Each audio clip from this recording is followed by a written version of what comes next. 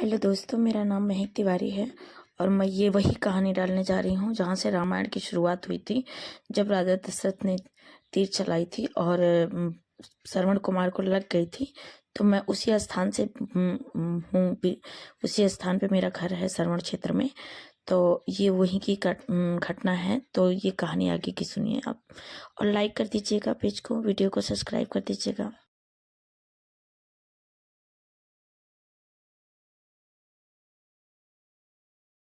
बड़ा होता गया, उसने घर की जिम्मेदारी अपने कंधों पर ले ली।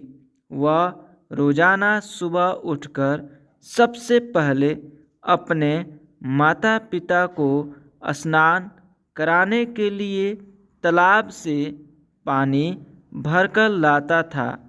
इसके बाद वह तुरंत जंगल की ओर लकड़ियाँ बीनने जाता। फिर लकड़ियाँ लाने के बाद श्रवण चूल्हा जलाकर माता पिता के लिए खाना बनाता था। श्रवण को इतनी मेहनत करते देख उसकी माँ हमेशा उसे टोकती थी। वह कहती थी, श्रवण बेटा, तुम इतना सारा काम अकेले क्यों करते हो? खाना तुम मुझे बनाने दिया करो, मैं आसानी से बना लूँगी। इसके बदले तुम थोड़ा आराम कर लिया करो। माँ की इन बातों को सुनकर श्रवण कुमार कहता, नहीं माँ, मैं ये सारा काम आप लोगों के लिए ही तो करता हूँ। भला अपने माँ बाप के लिए किए गए कामों में कैसी थकान, उल्टा मुझे तो खुशी मिलती है। श्रवण कुमार की इन बातों को सुनकर उसकी माँ भावुक हो गई। वो रोज भगवान से प्रार्थना करती, हे प्रभु, इतना ध्यान रखने वाला श्रवण जैसा बेटा हर माता पिता के घर पैदा हो।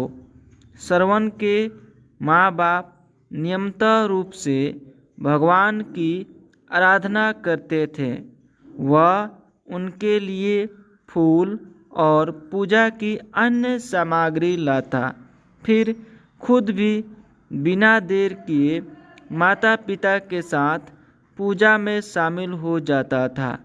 श्रवण कुमार धीरे धीरे बड़ा हुआ और जल्दी से घर के कार्यों को खत्म करके बाहर काम पर निकल जाता था। एक दिन श्रवण अपने माता पिता के साथ बैठा था। तभी उन्होंने श्रवण से कहा, बेटा, तुमने हमारी हर ख्वाहिश पूरी की है। अब हमारी केवल एक ही इच्छा है जिसे हम पूरी करना चाहते हैं। यह सुन श्रवण ने उनसे पूछा, ऐसी कौन सी इच्छा बाकी है जिसे आप पूरा करना चाहते हैं? आप केवल आदेश दें, मैं आपकी हर ख्वाहिश को पूरा करूंगा। इस पर श्रवण के पिता ने कहा, बेटा, अब हम बूढ़े हो चुके हैं और हम चाहते हैं कि मरने से पहले तीर्थ यात्रा के लिए जाएं। भगवान के शरण में जाकर हमें सुकून की प्राप्ति होगी। अपने माँ बाप की बात सुनकर श्रवण कुमार सोचने लग गया कि वह उनकी इस इच्छा को कैसे पूरा करेगा। उस समय बस और ट्रेन की सुविधा नहीं थी। साथ ही उसके माता पिता देख भी नहीं सकते थे। ऐसे में उन्हें तीर्थ यात्रा करना भला कैसे संभव हो पाता। तभी श्रवण कुमार को एक तरकीब सूझी। वह तुरंत बाहर गया और वहाँ से 2 बड़ी टोकरी लेकर आया। उसने उस दोनों टोकरियों को एक मजबूत डंडे में मोटी सी रस्सी के सहारे लटकाकर एक बड़ा सा तराजू बना दिया। फिर श्रवण कुमार ने उस तराजू में अपने माँ बाप को बारी बारी से गोद में उठाकर बैठा दिया। उसके बाद तराजू को अपने कंधों पर लेकर उन्हें तीर्थ यात्रा पर लेकर निकल पड़ा। वह लगातार कुछ दिनों तक अपने माता पिता को एक के बाद एक सभी पवित्र स्थलों पर घुमाने लगा। इस दौरान श्रवण कुमार ने अपने माता पिता को प्रयाग से लेकर काशी तक के दर्शन कराए। माता पिता को घुमाते समय श्रवण कुमार उन्हें उन जगहों के बारे में भी बताते चलता था, क्योंकि वह आँखों से उस दृश्य को नहीं देख सकते थे। अपनी बेटे की मेहनत को देख उसके माता पिता बहुत खुश थे। उन्होंने एक दिन श्रवण से कहा, बेटा, हम देख नहीं सकते, लेकिन कभी भी हमें इस बात का दुख नहीं हुआ। तुम हमारे लिए हमारी आँखें हो। तुमने हमें जिस तरह सारे पवित्र स्थलों की कथा सुनाकर उन्हें दर्शन कराए हैं, ऐसा लगता है जैसे कि हमने सच में प्रभु के दर्शन अपनी आँखों से किया हो।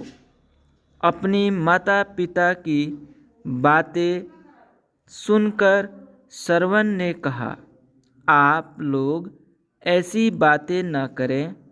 बच्चों के लिए माता पिता कभी भी बोझ नहीं होते। यह तो बच्चों का धर्म होता है। एक दिन श्रवण कुमार आराम करने के लिए अयोध्या के पास अपने माता पिता के साथ रुका। तभी उसकी माँ ने पानी पीने की इच्छा जताई। श्रवण को पास में ही एक नदी दिखाई दी।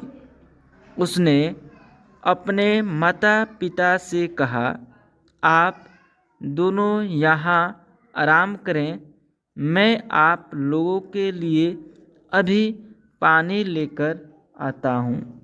नदी के पास पहुंचकर श्रवण कुमार कमंडल में पानी भरने लगा। उसी जंगल में अयोध्या के राजा दशरथ भी शिकार के लिए पहुँचे थे। पानी में हलचल की आवाज़ सुनकर उन्हें लगा कि कोई जानवर पानी पीने आया है। उन्होंने बिना देखे केवल ध्वनि सुनकर ही अपना तीर चला दिया।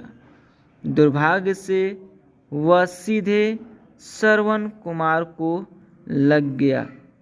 तीर लगते ही वह चीख पड़ा। इसके बाद राजा दशरथ जब अपने शिकार को देखने पहुँचे तो वहाँ श्रवण था। वो तुरंत श्रवण कुमार के नज़दीक पहुँचे और कहा, मुझे बहुत बड़ी भूल हो गई, मुझे माफ़ कर दीजिए। मुझे बिल्कुल नहीं पता था कि यहाँ कोई मानव होगा। मैं इस गलती का पश्चाताप करने के लिए क्या करूं कि तुम मुझे माफ़ कर दो।